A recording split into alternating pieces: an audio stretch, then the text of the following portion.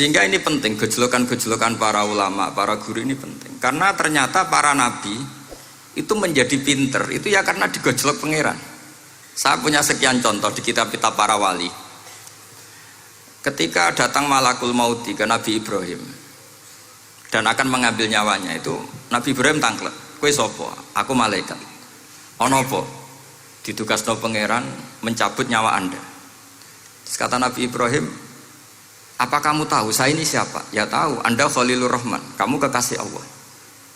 Terus kata Nabi Ibrahim, hal ra'aita habiban yumitu habibah. Masa ada kekasih membunuh yang dikasih? Pasti Anda salah.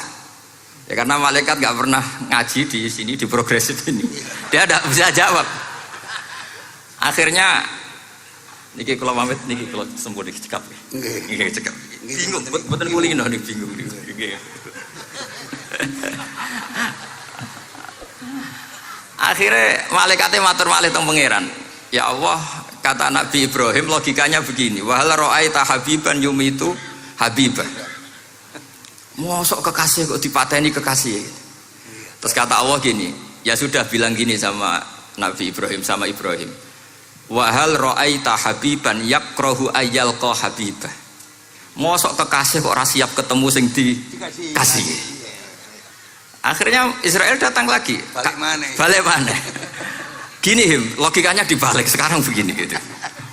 Wahal ra'aita habiban yakrahu ayyalqa habibah. Terus Ibrahim bilang oke ya enggak masalah sudah. Artinya apa? Kita ini diajari satu logika. Logika apa saja? Ini Allah. Sehingga ya memang normalnya hidup tuh cerdas. Kata Ghazali cerdas nyikapi apa? Realitas. Ini penting saya utarakan, saya punya sekian contoh kecerdasan para nabi. Saya berkali-kali cerita, nabi yang sezaman itu sebetulnya 3, tapi yang ilmunya level itu hanya 2. Karena ada yang sezaman yaitu Ibrahim dan Lut, tentu tidak level karena Nabi Lut itu pernah keponakan Nabi siapa? Ibrahim. Kedua, Nabi Musa dan Nabi Harun. Tapi ini juga agak level karena Nabi Harun jadinya nabi itu karena proposal Nabi Musa. Jadi proposal mulai dulu ya ada. Nah, Nabi Musa kita tahu adalah al-sak. Al-sak itu kalau ngendikan itu lesannya agak cedul ya. Cedul.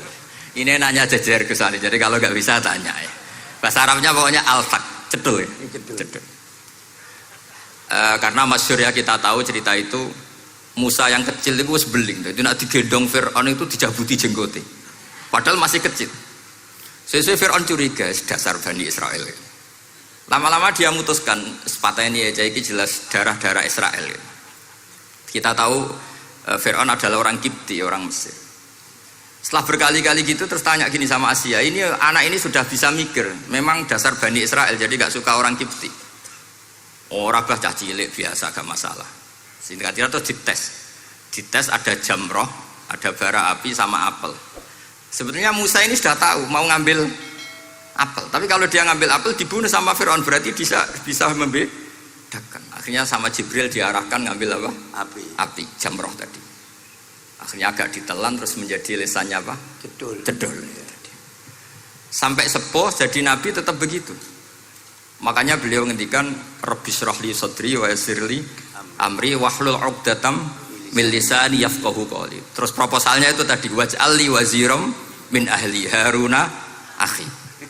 Sebagian ayat lebih jelas lagi yaitu wa akhi Harun huwa afsahu minni lisanan fa arsilhu ma'iyya rid ayyusaddiquni. Jadi dan saudara saya Harun lebih fasih berbicara daripada saya. Jadi kualitas ilmiahnya bagus Musa tapi jubirnya itu Harun. Ya kira-kira kayak Mbah Lim dulu. Iya Mbah Lim. Ya gitu. Jadi ini saya jubirnya Gus Ali, saya Harun, ini Musa. Maksudnya kaya karena sudah ada nabi. Singkat cerita, karena Musa itu agak alsak, sehingga Harun ini ya nggak levelnya. Padahal sezaman, sehingga ya nggak pernah bantah-bantahan, nggak pernah adu argumen. Yang benar-benar nabi sezaman dan kemudian sering adu argumen adalah Isa dan Yahya. Kita tahu umurnya ya imbang, kualitas al-mazaya wal wada'il juga imbang. Nabi Isa kita tahu wa yukallimun nasa fil mahdi wa kahla. Mulai kecil bisa ngendikan ya sudah pinter. Nabi Yahya kita tahu, ya Yahya khudil kitaba biquwah wa atainaul hukma sabiyya. Jadi sama-sama pintar. Wa hananan min ladunna wa zakah wa kana taqiyya. Itu dua beliau ini menjadi satu manhaj besar dalam Islam. Itu kalau main ke salah satu kampung, itu Nabi Isa tanyanya aneh. Aina syirarun nas? Orang-orang yang jelek-jelek itu di mana? Orang-orang fasik itu rumahnya mana? Kalau Nabi Yahya tanya, aina khiyarun nas? Orang-orang baik itu di mana? Akhirnya dua beliau ini saling berargumentasi. Kenapa kamu tanya aina syirarun nas? Gitu. Terus Nabi Isa katanya, lah kenapa kamu tanya aina khiyarun nas? Terus kata Nabi Yahya, enak kancanan wong soleh, gak ruwet kan? Kancanan wong soleh itu kan enak, gak dibodoni, gak ruwet. Pemenang kancanan wong mati, sering bodoni gitu. Masyhur itu cerita Gus Dur, Gus kenapa sering ziarah? Kancanan wong urip sumpek. Iya. Wong mati gak tau bejo. Wong mati ora tau bejo. Ini teman ziarahnya Bapak. Wong mati ora tau bejo. Ya. Itu ya ini santai-santai saja, rileks saja. Karena saya sudah tahu mau ngomong apa. Nanti kalau ingin serius ya ngaji sama saya, harus khatam biar enggak jadi korban kama sayati sama kama takoddam. Akhirnya Nabi Yahya gantian tanya, kenapa kamu tanya aina syirarun nas? Itu masyhur beliau. Ini dalam kitab Tabaqatul Asfiya karangan Abu Nu'aim Al-Asfihani. Riwayat Sufyan bin Uyainah, gurunya Imam Syafi'i. Jawabnya Nabi Isa unik. Ana an-nabiyyu, saya ini nabi. Biman zilatit tabib. Nabi itu ibarat dokter. Udawil mardo. Di mana-mana dokter itu cari orang sakit. Makanya di NU itu banyak kiai-kiai yang nangani orang-orang fasik. Dakwah nih gue wong nakal-nakal itu ya ada khazanahnya, asal gak keterusan katut gitu saja. Jadi kalau kamu niru Gusme itu sebenarnya konsepnya satu, asal ada bukti jadi wali dan tidak katut. Kalau ndak ya sudah usah. Gak usah wae kata Gus Ali sudah. Kalau gak kelasnya jangan. Sehingga dua beliau itu jadi khazanah besar. Misalnya Anda jadi kiai di daerah-daerah yang Islamnya sudah maju. Mungkin Anda ini hanya mendapat fasilitas dari Islam.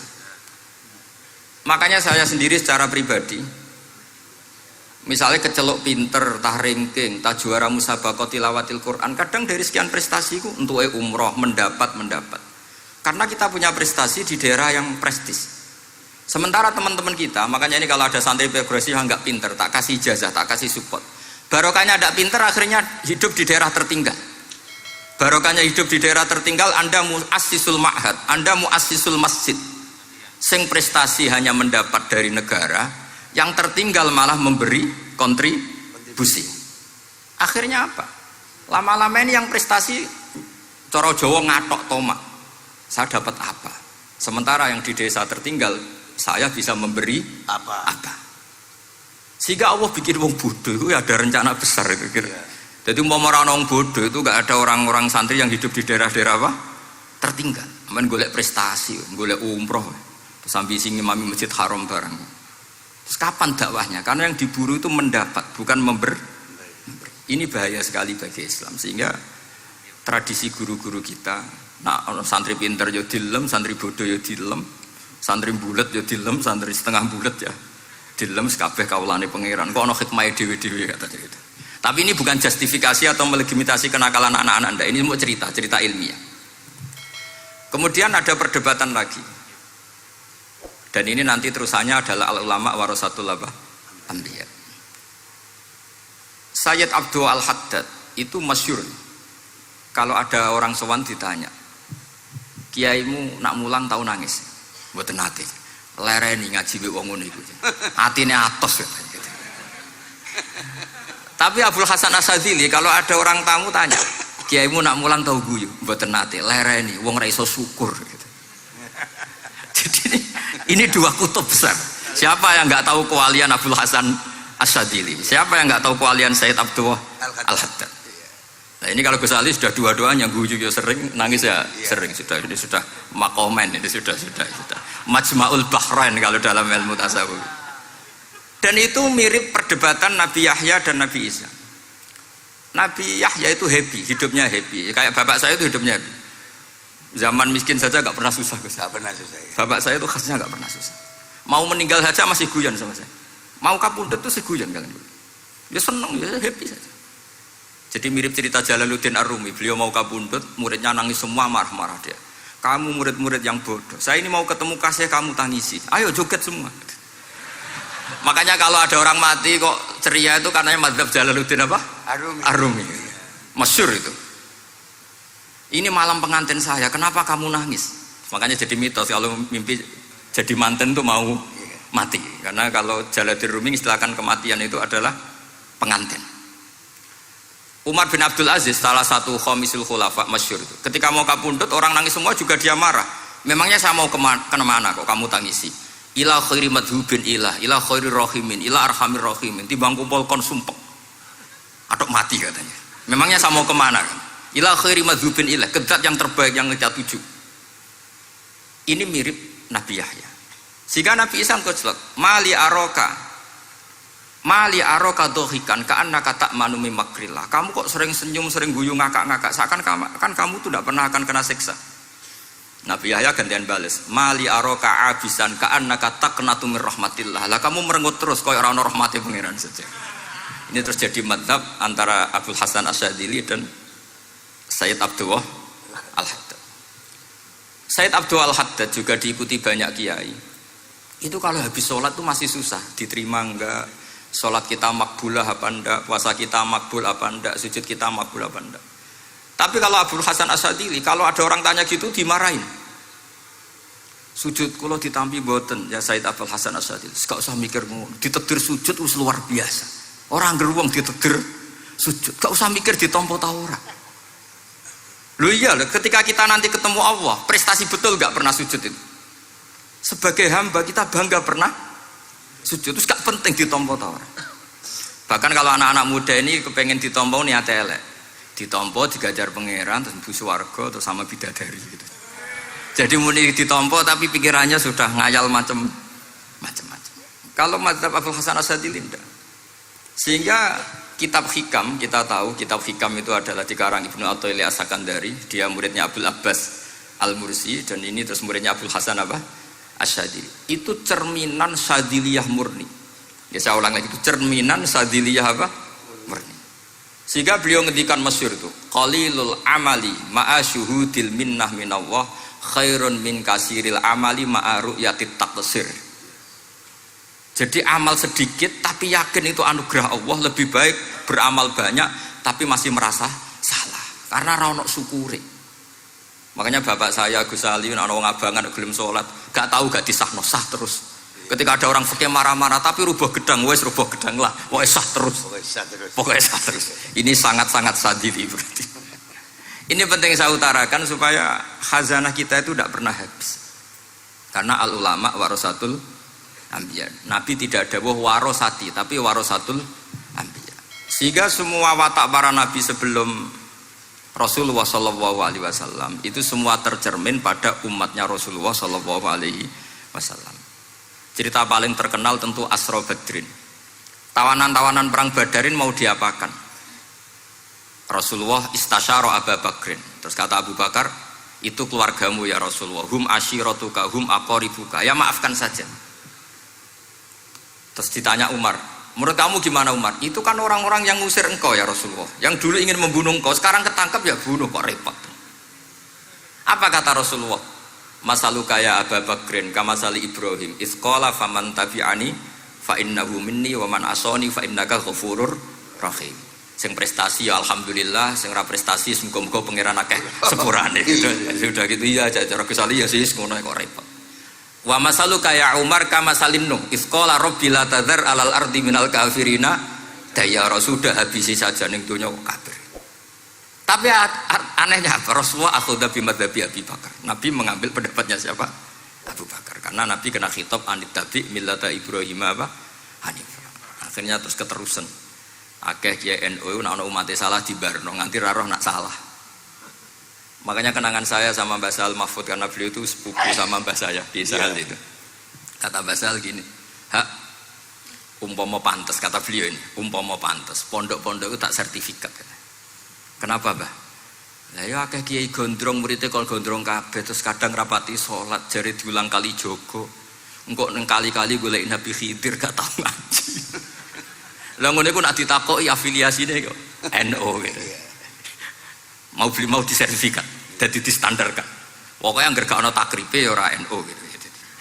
Karena nanti kalau nggak disertifikat ini terus khayal-khayal macam-macam ini rata-rata kan afiliasinya juga ngeklaim NU. Padahal ya itu tadi. Jadi diulang kali jogo langsung diulang macam-macam. Ini penting saya utarakan karena standarisasi ini penting. Caranya gimana? Kita harus sebanyak mungkin baca khazanah Islam. Makanya Imam Ghazali kayak apa pinternya Imam Ghazali? Beliau di akhir kitab Ihya ngendikan wa alaika bimudawamati mutalaati kitab khilyatil auliya wa tabaqatil asfiya. Sehingga kita akan punya khazanah yang luar biasa. Saya punya banyak tentang kearifan ya para ulama-ulama dulu. Di antaranya dulu saya sering diceritain bapak tapi gak paham, tapi setelah saya ngaji lama-lama paham. Beliau pernah didhawuhi Badullah gini, Nur dhisik ana wong salat 2 rakaat. Terus syukur akhirnya sholat lagi sampai 4 rakaat. Saking syukurnya sholat lagi sampai 6 rakaat. Seterusnya sampai 1000 sholat. Kita tahu itu Sayyid Ali Zainal Abidin. Jadi dia menambahkan sholat itu karena iskon lillah wa syauqon lillah, mahabbatan lillah.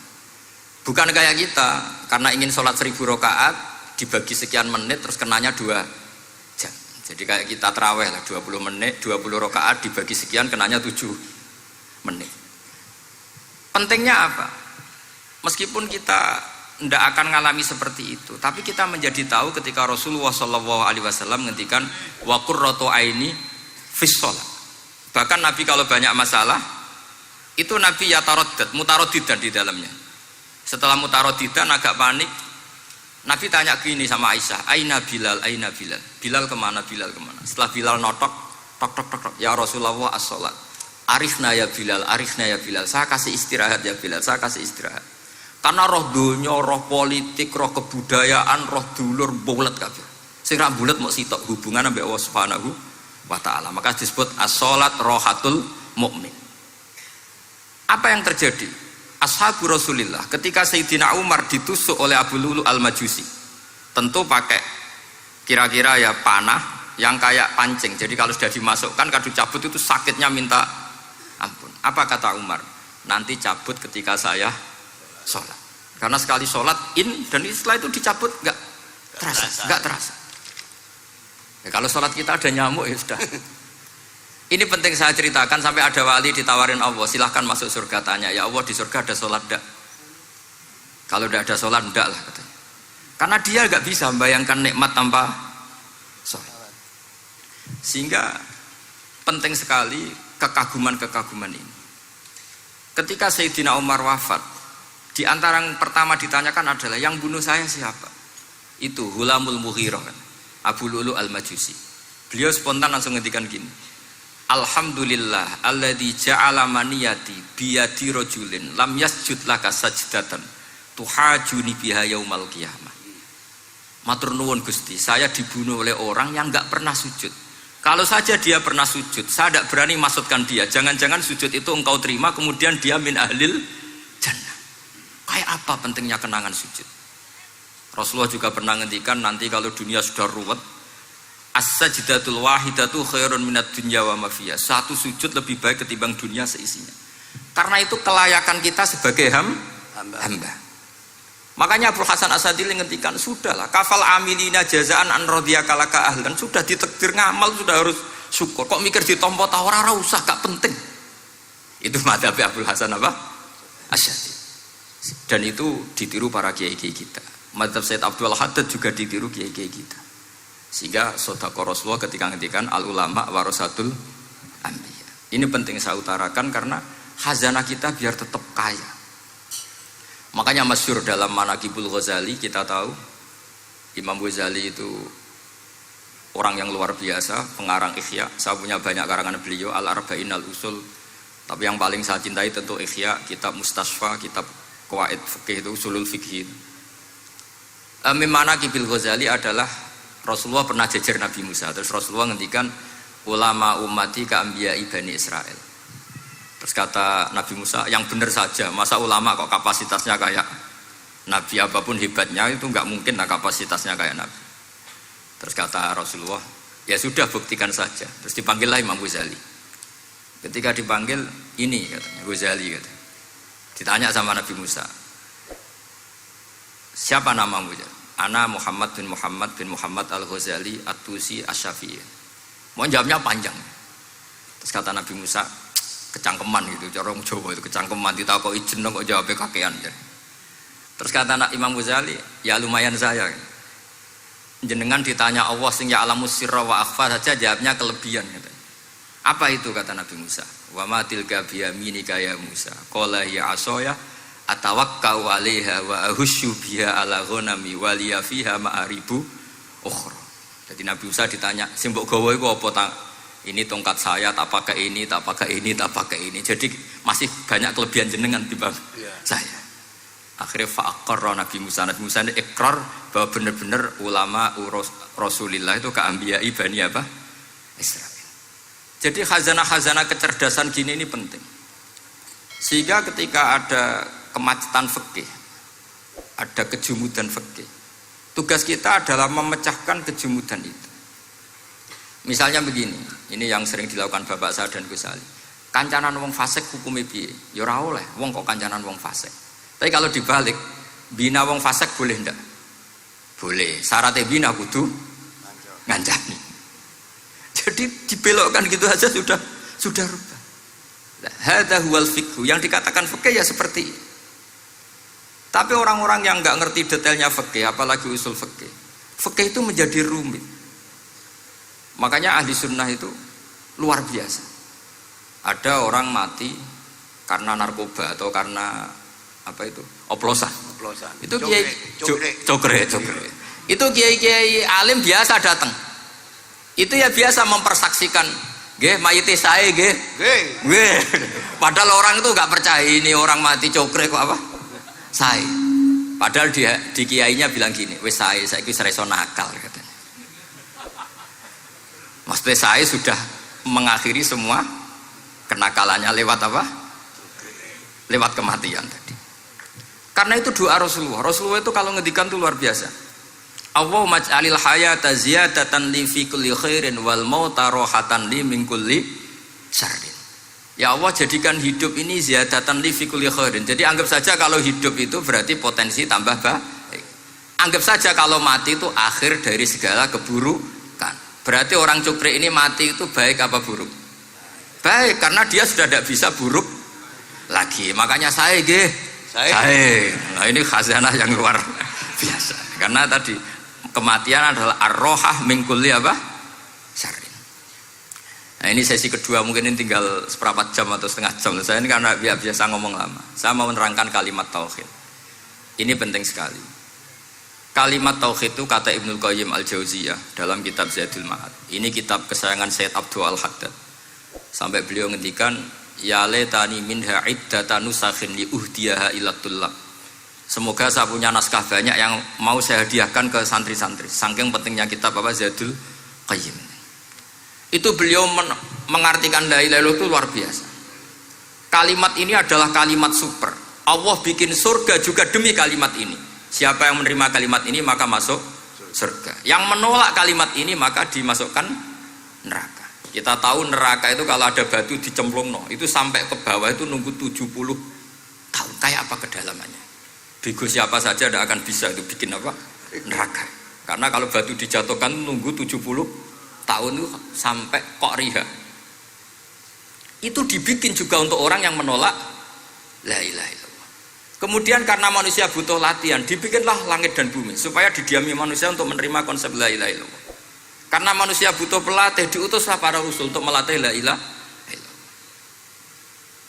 Dan kalimat ini andaikan ada orang kafir 70 tahun, kemudian dia melafadzkan la ilaha illallah Muhammadur Rasulullah, maka semua kekafirannya dihilang.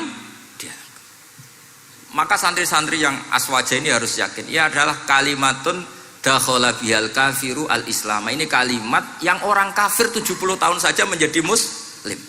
Tapi sekarang banyak gerakan dengan kalimat yang sama malah orang Islam menjadi kafir. Itu kira-kira kelompok aneh napa mboten? Hanya karena la ilaha illallah banyak kelipatok dihukumi kafir. Gara-gara la ilaha illallah bitung dino diarani kafir. Wong kalimat ini sing kafir wae dadi mukmin. Sekarang dengan kalimat yang sama yang mukmin jadi kafir. Ini apa-apaan? Kira-kira gitu. Cara madzhab ini apa-apaan? Ini penting saya utarakan. Jadi kepastian tauhid. Ngendikane pangeran kul lil ladzina kafaru iyantahu yughfar lahum ma qad salaf.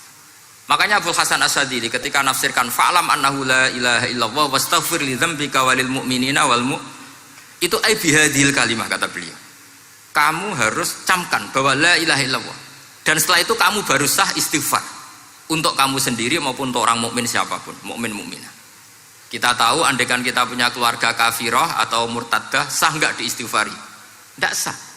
Tapi sefasik apapun asal dia min ahli tauhid maka sah diistighfari karena fa'lam annahu la ilaha illallah wastaghfir lidzambika walil mu'minin. Jadi sahnya mengistighfarkan orang lain hanya dengan satu syarat yaitu dia min ahli la ilaha illallah Muhammadur Rasulullah.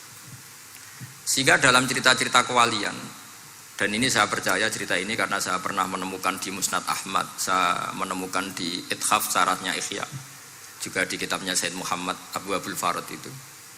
Dulu itu ada wali yang tukang bikin Istanbul itu. Pernah dengar tuh Istanbul itu yang Quran kecil itu. Kalau sekarang kan dibikin masif, 5.000-an. Ya. Kalau dulu masih asli. Itu Kiai Sarbini itu kayak Mbah Khalil Bangkalan. Jadi karena dia orang penting itu, nak diundang orang itu, ya engkau nak ditakoki pangeran muni rombongan. Jadi kayak Mbah Khalil juga Mesir gitu. Terus ditinggal lagi. Engkau takoki pangeran muni ngenteni Mbah Khalil, ngenteni rombongan. Ya sudah gitu dong. Tapi karena beliau terkenal wali ya. Singkat cerita kalau Sohibul Bait ini nggak terima karena pas 7 hari sampai di sebelah sapi apa-apa ternyata dia tahlilnya sebentar. Terus kata beliau, ya sudah semua makanan itu ditimbang pakai pohon kelapa. Yang satu kosongin katanya. Kifatul mizan yang satu atau kafatail mizan yang satu dikosongin. Beliau datang yang bikin Istanbul tadi. Bilang bis itu sudah jumpat katanya. Sudah tinggi bismillahnya. Terus kata beliau, bismillahku ora genep ae wis ngalahno pakananmu, apalagi genep katanya. Ini penting saya utarakan nanti di cerita yang di kitab Musnad Ahmad. Ini perlu dicamkan. Saya hafalkan hadis itu. Inna wa ta'ala istakhlasa rajulan min ummati ala ru'usil khalaik. Setelah dipertontonkan, fayan syuru alaihi tis'an wa tis'ina sijillan. Kullu sijilin minha maddul basar. Jadi ketika dipertontonkan itu ada satu box, yang satu boxnya itu sudah sepanjang mata melihat. Sudah satu boxnya saja itu mislu maddil basar, sepandang mata melihat. Apalagi di 99. Terus Allah itu fair, Allah tanya, afalaka uzurun, apa kamu melakukan kesalahan banyak ini punya alasan? Enggak katanya. Adzolamat kata badi al-hafidun. Apa memang malaikat itu sentimen sehingga salah kamu tok yang ditulis, kalau kamu nggak salah nggak ditulis? Ndak ya Allah. Terus kata Allah, bala innalaka inti hasanah, kamu masih punya satu kebaikan. Ketika Allah bilang kamu punya satu kebaikan, apa kata lelaki tadi? Nah, gunanya apa ya Allah satu kebaikan dibanding kesalahan yang sebanyak itu? Akhirnya kesalahan yang sebanyak itu ditimbang. Si timbang satunya itu hanya la ilaha illallah Muhammadur Rasulullah. Fato syat as-sijilat. Semua catatan salah tadi kalah. Kenapa? Fala yaskulu ma'asmillahi ta'ala syai'un. Karena di dunia maupun akhirat tidak ada yang bisa mengalahkan kalimah thayyibah. Tapi sekarang kalimah thayyibah itu jadi tersangka. Nah ini makanya saya mohon santri-santri, hujjiyatu ahli sunnah wal jamaah ini harus mustaqirrah, harus sabitah, harus benar-benar berargumentatif. Sehingga kita tahu setahu-tahunya bahwa kalimat ini adalah kalimat yang orang kafir saja menjadi muslim. Masa dengan kalimat yang sama orang mukmin menjadi kafir. Ini penting saya utarakan karena kita harus terus belajar. Caranya gimana? Ya diantaranya tadi belajar kitab Ihya, beberapa kitab. Sehingga khilaf-khilaf fikhiyah, meskipun kita tidak bidangnya misalnya, itu tetap punya kualitas yang luar biasa. Saya sampai sekarang menerima sorogan kitab Mahalli. Itu di situ ada perdebatan unik. Boleh enggak misalnya jenazah itu diletakkan di belakangnya yang sholat? Kata kaul awal nggak boleh. Di mana-mana jenazah itu ya di depannya orang apa? Sholat. Tapi kata kaul sani, ya boleh saja jenazah itu tidak imam katanya. Iya. Sehingga pentingnya kaul sani adalah kalau Anda di Arab Saudi itu jenazah-jenazah tetap di kamar mayat, kemudian yang sholat ya di depan jenazah. Karena kalau dipaksakan di depan berarti jenazahnya di dekat apa? Ka'bah. Kayak apa kreditnya Mekah. Nah, meskipun kita tidak melakukan itu karena nanti dianggap aliran apa? Sesat. Ada jenazah kok di belakang kita sholat apa? Di depan. Tapi ini ilmu harus kita dengar. Iya. Begitu juga khilafnya kaul qadim dan kaul jadid. Menurut kaul jadid, yang namanya sujud itu harus 7 anggota. Karena kata Rasulullah SAW, umirtu an asjuda ala sab'ati a'zumin al-jabhah wal yaden wal rubbaten wal kodamen. Berarti al-jabhah 1, yaden 2, kodamen rubbaten 2, kodamen 2. Sehingga kalau kiai-kiai fanatik fikih ku nak anak-anak sujud ngongkrong dipetel-petel loh. Mergo supaya 7 apa? Anggota. Tapi kata Imam Syafi'i dalam kaul qadim, kata beliau wayah tamilu, mungkin saja sujud itu cukup pakai jabhah.